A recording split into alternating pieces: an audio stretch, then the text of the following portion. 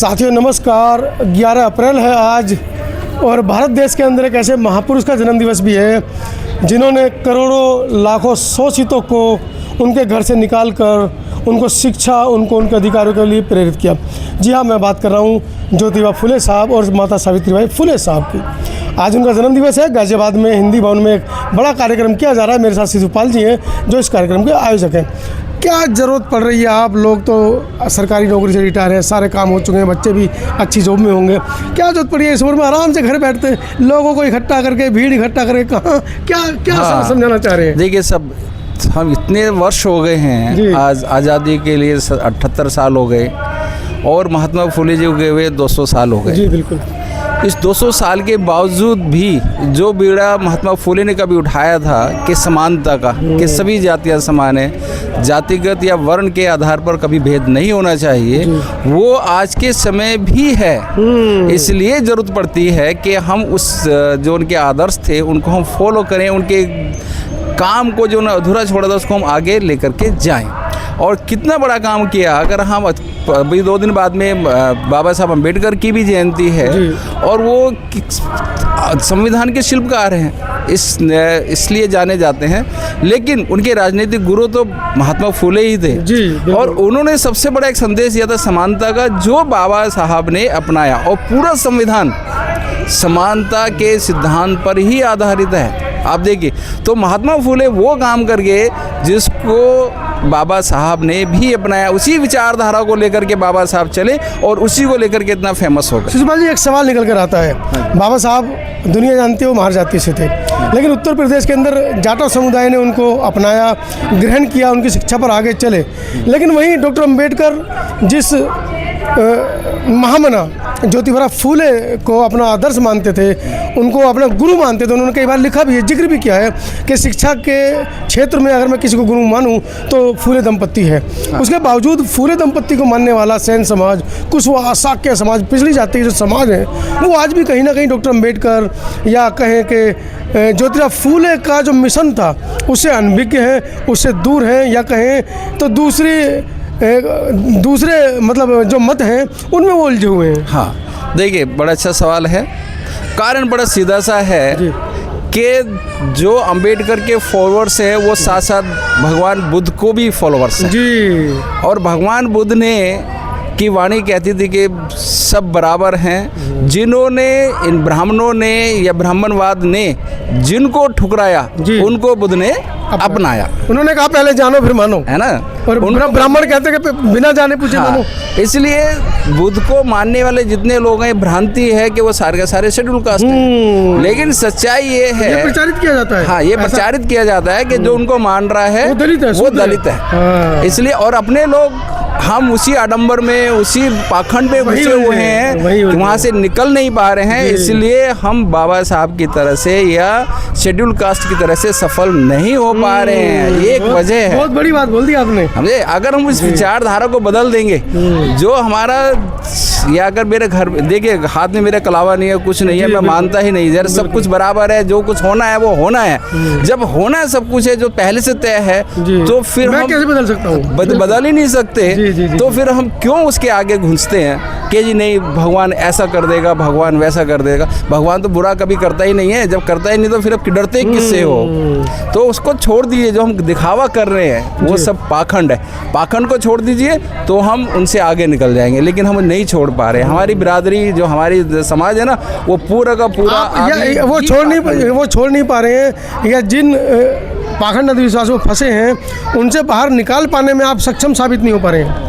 अभी तो ये कहना चाहिए हम कोशिश जरूर कर रहे हैं, प्रयास कर रहे हैं, लेकिन अभी सक्षम है, लेकिन सफल नहीं हुए। ये पहले प्रयास करते रहेंगे, चोट मारते रहेंगे, देखने पत्थर टूटेगा। धीरे ये एक हम अपने मिशन में कामयाब हो जाएंगे। और ये परिचय दीजिए अपना। नरेंद्र सैनी जी। में से क्या है आप संगठन? मैं कार्यकारिणी में सदस्य हूँ। हाँ, आप अध्यक्ष हैं? जी, सहायक सचिव। अच्छा सर, क्या लग रहा है, जैसा कि अभी आपने कहा कि हम प्रयास कर रहे हैं, लेकिन कहीं ना कहीं प्रयास चल रहे हैं, ठीक है, मैं भी मानता हूँ कि प्रयास चल रहे हैं। आप जैसे लोग छोटी छोटी संगोष्ठियाँ कर रहे हैं, इस तरीके से हिंदी भवन जैसा, जहाँ पर कि हमारे जैसे लोगों का एक समय था गाजियाबाद के अंदर के गेट से अंदर नहीं घुस पाते थे, आज अंदर कुर्सियों पर बैठकर अपने प्रोग्राम कर रहे हैं। तो क्या लग रहा है, संदेश क्या देना चाह रहे हैं अपने समाज को कि कैसे पाखंड को छोड़ें, अंधविश्वास को छोड़ें, शिक्षा की तरफ अग्रसर हों अपने बच्चों को? क्योंकि अब गाँव देहात छोड़कर यहाँ पर आए हैं और यहाँ पर आने के बावजूद भी हमारे बच्चे उन्हीं कामों को करेंगे जिनको हम करते आए हैं पैतृक रूप से, तो कैसे सफल हो पाएंगे? देखिए सब भगवान का भय इतनी बुरी तरह से हावी है जी, जो तथ्य के ऊपर भारी पड़ रहा है, यानी कि एक झूठ एक तथ्य के ऊपर भारी पड़ रहा है। बच्चे को पढ़ा दिया तो आफत आ जाएगी, है ना? ये बड़ी समस्या है कि झूठ जो है, झूठ का पुलिंदा वो तथ्य सच्चाई के ऊपर भारी पड़ रहा है आज के समय में। लोग इतना डरते, मंदिर के सामने निकलते हैं तो खुद सर से अपने आप से सर झुक जाता है। तथ्य की बात करते हैं कि नहीं ऐसा नहीं ऐसा था, तो लोग विरोध करते हैं जी, और इतना विरोध करते हैं कि वो हमसे दूर हो जाते हैं, बजाय जुड़ने के टूटने लगते हैं। लेकिन हमारा डर निकाल नहीं पा रहे। हाँ, नहीं डर निकाल नहीं पा रहे। उनको लगता है कि नहीं हम गलत कह रहे हैं। अब देखा जाए, वेद की बात करें या किसी रामायण की बात करें या गीता की बात करें, किसी भी किताब की बात कर लीजिए, सारी की सारी जितने भी धर्म है, चाहे मुस्लिम, सिख, ईसाई, किसी भी ले लीजिए, सब कहते हैं कि हमारी ईश्वर की लिखी हुई किताब है। वेदों की, वेद जो है ऋषियों की वाणी है ना? कुरान जो है अल्लाह ने भेजी है, लाल किताब आई है। बाइबिल जो है वो यीशु ने, है ना, गॉड ने दिया है। तो सबकी वहाँ, लेकिन सबकी लैंग्वेज देखिए आप, सब देवनागरी लिपि में है। और देवनागरी लिपि की खोज तो अभी 1848 यानी कि 2000 साल भी नहीं हुए, मानव के विकास के साथ हुई है ना? मानव के विकास 2000 साल, केवल 2000 साल। उससे पहले तो ब्राह्मी थी, जी, ब्रह्म लिपि है ना? पाली लिपि रही, ब्रह्म लिपि, बहुत सारी लिपियाँ रही। उससे पहले पाली ब्राह्मी, खरोष्टी, है ना? खरोष्टी तो पढ़ी नहीं गई, ब्राह्मी और पाली थोड़ा पढ़ी गई, है ना? पाली तो पूरी तरह पढ़ी गई, जिसमें बौद्ध ग्रंथ सारे मिलते हैं। अगर ये पहले से थे तो मैं अगर आज लिख रहा हूँ सब देवनागरी में लिख रहा हूँ, क्योंकि मैं वही पढ़ा हूँ। बिल्कुल। मुझसे पहले पाली तो जो उस समय के ग्रंथ है वो वही मिल रहे हैं। उससे पहले ब्राह्मी में मिलते थे, थोड़े बहुत मिल रहे हैं। तो अगर ये इतने पुराने थे तो कोई भी मेरा ग्रंथ ब्राह्मी में क्यों नहीं है, ये हम पढ़े लोग क्यों नहीं समझते? इसका सीधा तो तक्षशिला और नालंदा में जला दिए गए थे, नहीं जला, कई महीने आग लगी थी वहाँ। नहीं समझे नहीं। तो क्या पाली का ग्रंथ बच गया और ये वेद रह गए? ये वेद जल गए। तो हमारा और आपका इतिहास तो अंग्रेजों ने संग्रहित कर रखा है। हुएंगसांग आए, वो बहुत सारी किताबें ले गए, उन्होंने संग्रहित रखा है। भारत के अंदर तो खत्म कर दिया गया। जो जलाया और जो दबाया जी, वो सारा बुद्ध का इतिहास जलाया गया, बुद्ध का इतिहास दबाया गया। कहीं भी खोद लीजिए, राम मंदिर नीचे खोद दिए बुद्ध है, मथुरा के मंदिर नीचे खोद लिए बुद्ध है। पूरे हिंदुस्तान में, अफगानिस्तान से लेके म्यांमार तक खोद लीजिए आप, बुद्ध के अलावा कहीं। अब भारत बुद्ध में बनेगा, प्रबुद्ध भारत बनेगा, जैसा ज्योतिराव फुले चाहते थे ऐसा बनेगा। बिल्कुल बनेगा, समय लगेगा। अगर हम इसको फिर से सोने की चिड़िया बनाना चाहते हैं तो सोने की चिड़िया वाली व्यवस्था को अपनाना पड़ेगा। सोने की चिड़िया कब थी? जब यहाँ पे मौर्य वंश था जी। तो मौर्य वंश जब था तो यहाँ पर अखंड भारत था उस समय। हाँ, अखंड भारत। ये आज कह रहे हैं कि हम अखंड भारत बनाएंगे, कह तो रहा हूँ। तो चंद मुट्ठी भर मुसलमान झेल नहीं पा रहे हैं, कह रहे हैं वापस भेजेंगे। अगर अखंड भारत बनाने लगे, ईरान है, पाकिस्तान है, अफगानिस्तान है, ये सब उसका हिस्सा होंगे। वो लाखों ब्राह्मण कैसे झेलेंगे?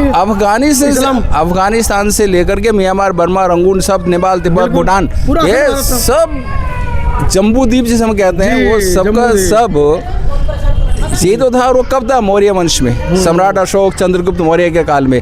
और जब व्यवस्था, जातिगत व्यवस्था इतनी भारी नहीं थी, जातियां थी लेकिन इतना नहीं था, इतना भेदभाव नहीं था जितना आज है। तो जब तक हम वो व्यवस्था नहीं अपनाएंगे, जातिगत और वर्ण, तो जातिवाद को खत्म करने के लिए जैसे डॉक्टर अम्बेडकर ने एनालिसिस ऑफ कास्ट किताब लिखी, आप लोग कुछ कर रहे हैं। जैसे साक्य में शादी नहीं करेगा, कुशवा में शादी नहीं करेगा, मौर्य में शादी नहीं करेगा, सैनी में शादी नहीं करेगा, ऐसा कुछ करना चाह रहे हैं? नहीं, हम तो बिल्कुल इंटरकास्ट को प्रमोट कर रहे हैं। अच्छा, करिए। सबसे हम आपस में दाल बेटी रोटी अगर सब इंसान की औलाद, भगवान की औलाद है, एक ईश्वर की औलाद है, सब इंसान बराबर है, तो शादी आपस में क्यों नहीं हो सकती? लेकिन आपको तो गधे की संख्या दी जाती है कि गधे को चने खिला के खुला छोड़ दिया और घोड़े को बांध के, हाँ, उसके पैर यही हम लोगों को समझना पड़ेगा। यही हम लोगों को समझना पड़ेगा कि हमारे बारे में क्या सोच वो लोग रखते हैं। बिल्कुल। 2% लोग 98% को कैसे कंट्रोल कर रहे हैं जी। उनको निकलने नहीं दे रहे अपने पंजे से, और हम लोग उनको सपोर्ट कर रहे हैं। नहीं नहीं, हम ही लोग सपोर्ट कर रहे हैं, उनकी विचारधारा को हम ही सपोर्ट कर रहे हैं, वो नहीं कर रहे। बिल्कुल। वो तो सोचते आज कहीं पे हम कोई रैली अपनी निकालते हैं तो हमसे परमिशन लेना पड़ेगा, सब कुछ करना पड़ेगा। उनके लिए कुछ नहीं। और कांवड़ के लिए आप देखिए, कांवड़ के लिए कोई परमिशन नहीं, गवर्नमेंट मुख्यमंत्री भूल पर सारा भाई गवर्नमेंट खुद सपोर्ट करती है। परमिशन की बात छोड़ दीजिए, गवर्नमेंट का स्टाफ, पुलिस सब उनकी सेवा करते हैं, नौकरी छोड़कर। तो क्या है ये है कि आपको उस दुष्चक्र में फंसे रहिए, उस चक्रव्यूह के बाहर नहीं आना आपको। जी। क्यों? आप कांवड़े ढोते रहिए। अगर आप कांवड़े ढो करके उतार करके बच्चे आपके स्कूल चले गए, पढ़ जाएंगे तो दिक्कत हो जाएगी, कल को हमारी कुर्सी हिल जाएगी। इसलिए वो व्यवस्था लाने के लिए हमें वापस वही व्यवस्था अपनानी पड़ेगी जो मौर्य काल में थी। चलिए, शिशुपाल जी से बड़ी अच्छा लगा चर्चा करके कि अब हमारे जो पिछड़े समाज के लोग हैं कहीं ना कहीं जागृत हो रहे हैं और इन पाखंडों से बाहर निकलने के लिए खुद तो प्रयास कर रहे हैं, साथ ही साथ ऐसी संगोष्ठियां कर समाज को भी बाहर निकालने का प्रयास कर रहे हैं। और एक बड़ी बात, डॉक्टर अम्बेडकर कहते थे कि आज मैं नहीं हूँ या आज मैं हूँ, समाज हमारा सोया हुआ है, लेकिन मैं इसीलिए जाग रहा हूँ रात भर जिससे कि मेरा समाज भी आने वाले दिनों में जागे। और जिस दिन मेरा समाज हमारी लिखी हुई धरोहरों को, किताबों को पढ़ेगा, लिखेगा, तो वो खुद पाखंड अंधविश्वास से बाहर निकल जाएगा। कुछ आखिरी बात कहना चाहेंगे समाज के लिए? बस समाज के लिए यही है कि पाखंड शिक्षित बनिए, सबसे पहला शिक्षित बनिए, पाखंड छोड़ दिए, सारी बेड़ी अपने आप टूट जाएंगी। वीडियो ज्योतिबा फुले अमर रहे, ज्योतिबा फुले अमर रहे, माता सावित्रीबाई फुले अमर रहे। पूरी वीडियो के बारे में क्या राय है कमेंट सेक्शन में जरूर लिखिएगा। धन्यवाद।